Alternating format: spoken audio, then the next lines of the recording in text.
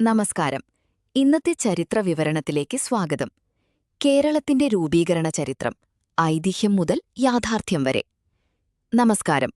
പച്ചപ്പും നീരുറവകളും നിറഞ്ഞ നമ്മുടെ പ്രിയപ്പെട്ട കേരളം എങ്ങനെയാണ് ഇന്നത്തെ രൂപത്തിലായത്? ഇതിനു പിന്നിൽ ഐതിഹ്യങ്ങളും ചരിത്രവസ്തുതകളും കെട്ടുപിണഞ്ഞുകിടക്കുന്നു.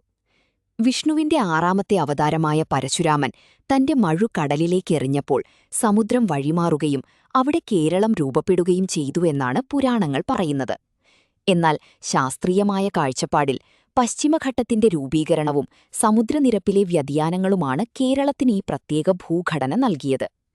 പ്രാചീന കേരളം ലോകത്തിലെ തന്നെ ഏറ്റവും പ്രധാനപ്പെട്ട വ്യാപാര കേന്ദ്രമായിരുന്നു. സുഗന്ധവ്യഞ്ജനങ്ങളുടെ റാണി എന്നറിയപ്പെടുന്ന കുരുമുളക് തേടി റോമൻ കപ്പലുകളും ചൈനീസ് പായ്ക്കപ്പലുകളും മുസിരിസ് തുറമുഖത്ത് നങ്കൂരമിട്ടിരുന്നു. കൊടുങ്ങല്ലൂരിനടുത്തുള്ള മുസിരിസ് അന്ന് ലോകവ്യാപാരത്തിന്റെ സിരാകേന്ദ്രമായിരുന്നു. ചേര ചക്രവർത്തിമാരുടെ ഭരണകാലത്ത് കേരളം സാംസ്കാരികമായും സാമ്പത്തികമായും ഏറെ മുന്നിലായിരുന്നു. എന്നാൽ പിന്നീട് കേരളം നിരവധി ചെറിയ രാജ്യങ്ങളായി പിരിഞ്ഞു. തിരുവിതാംകൂർ, കൊച്ചി, കോഴിക്കോട്ടെ സാമൂതിരി ഭരണം എന്നിവ ഇതിൽ പ്രധാനപ്പെട്ടവയായിരുന്നു.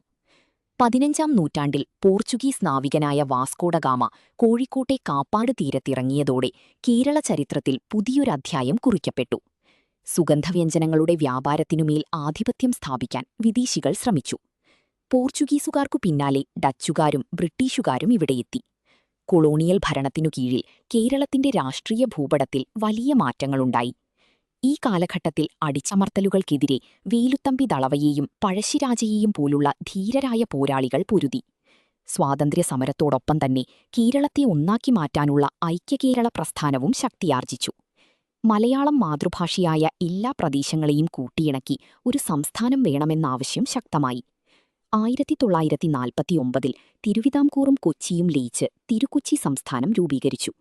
തുടർന്ന് ഭാഷാടിസ്ഥാനത്തിൽ സംസ്ഥാനങ്ങൾ പുനഃസംഘടിപ്പിക്കാനുള്ള കേന്ദ്ര സർക്കാർ തീരുമാനപ്രകാരം 1956 നവംബർ 1 മലബാർ പ്രദേശം കൂടി ഉൾപ്പെടുത്തി ആധുനിക കേരളം ജന്മമെടുത്തു. ഇന്നും നാം കേരളപ്പിറവി ആഘോഷിക്കുന്നത് വലിയ ആവേശത്തോടെയാണ്. പോരാട്ടങ്ങളുടെയും അതിജീവനത്തിന്റെയും കഥയാണ് കേരളത്തിന്റേത്. ഈ കൊച്ചു സംസ്ഥാനം ഇന്ന് വിദ്യാഭ്യാസത്തിലും ആരോഗ്യത്തിലും സാമൂഹിക വികസനത്തിലും ലോകത്തിനു തന്നെ മാതൃകയാണ്. നമ്മുടെ സാംസ്കാരിക പൈതൃകം കാത്തുസൂക്ഷിക്കാൻ നാം ഓരോരുത്തരും ബാധ്യസ്ഥരാണ്. ചരിത്രപരമായ പ്രാധാന്യം. കേരളത്തിന്റെ ചരിത്രപരമായ പരിണാമവും സാംസ്കാരികമായ ഒത്തൊരുമയും വിവരിക്കുന്ന ഈ ലഘുരേഖ മലയാളികൾക്ക് സ്വന്തം വേരുകളെക്കുറിച്ചുള്ള അവബോധം നൽകുന്നു.